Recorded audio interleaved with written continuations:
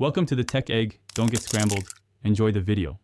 You must start with the right authority. Do not attempt to bypass someone else's screen time without permission.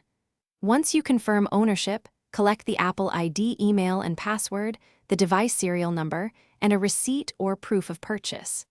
Make a full backup to iCloud or iTunes so you won't lose data. If the owner is present, ask them to enter credentials. Otherwise, prepare to contact Apple support with documentation. This is how you proceed legally and effectively.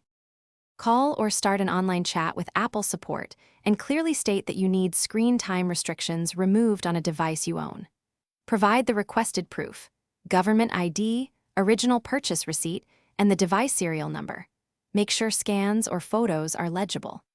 Apple will verify ownership and then walk you through authenticated steps, which may include resetting the Apple ID password or remote removal of screen time. Follow their instructions exactly to keep the process smooth and if support routes require device erasure, back up everything first. A factory reset will remove screen time, but also all apps, photos, and messages.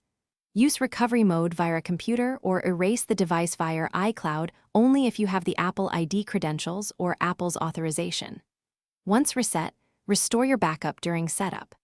If the device still shows restrictions, escalate with Apple support and present any additional documentation they request. This protects your data and ensures a lawful resolution.